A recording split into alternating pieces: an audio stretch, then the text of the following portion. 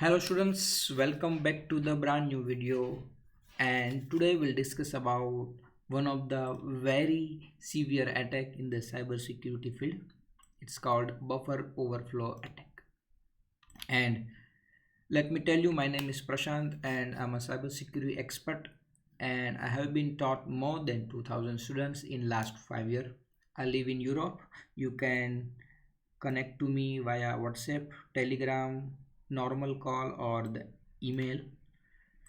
And if you would like to see the mock interviews which I held each weekend with my students, and you will also take participated sorry you can take a participate if you wish.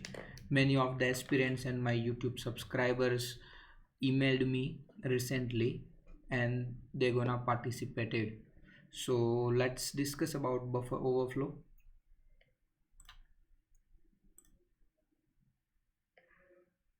Yes, see guys, before we start the buffer overflow, let me tell you the flow of stack.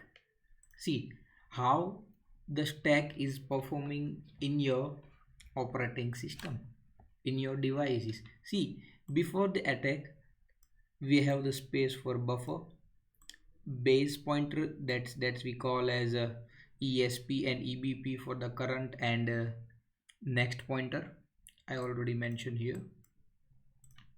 Return function, parameter, and normal stack function. See, don't worry about these all things.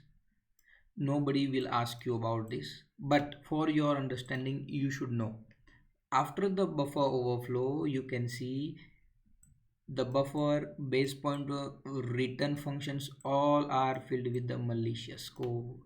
Now you can easily imagine this image. See the EBP, the where stack pointer is present, and ESP means the next value is now over here. It means overflow.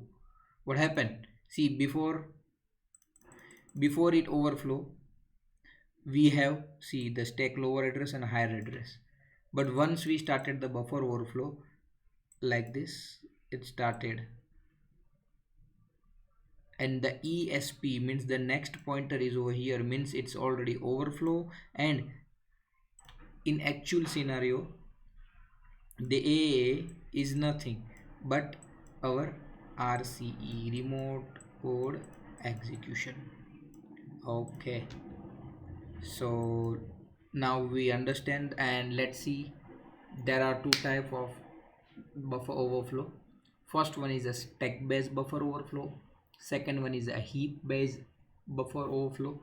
In the stack base is a more common and leverage stack memories that existing during the execution of function. Let's see, we are doing this.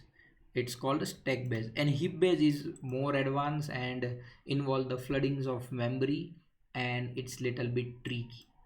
As a fresher, if interviewer asks you about buffer overflow, you just need to tell them buffer overflow is generally vulnerable to the C and C++, C sharp as well.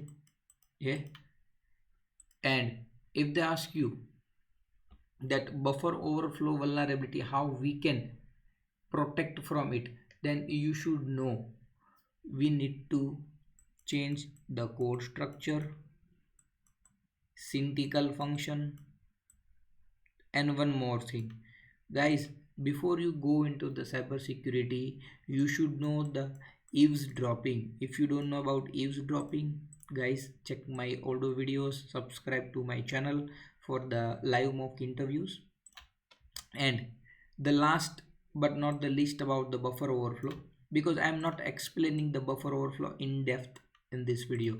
The reason is that as a freshers, I don't think so any of the interviewers ask you the buffer overflow in detail. Yeah, because nowadays all the programming language, all the QA teams, all the VAPT department are more curious about buffer overflow. And like the Python, like if you see on the Python and the advanced JS uh, front end language like React.js, Vue.js already implicitly apply buffer overflow inspection. So you don't need to give the string, integer, all the variables strictly. Don't worry about it. Just you need to know what is a buffer overflow. The thing is that you are overflowing the stack with a malicious code, some padding and dummy code. How anyone can analyze it? It's work of SOC team, digital forensic team, where they watch by the Splunk system, by the QRadar, by the Cyber Arc. Correct. It's not a part of the your team as a red team. So it's all about today's video, and if you like the video, subscribe to my channel, like the video, share to your friends, and see you again in the next video.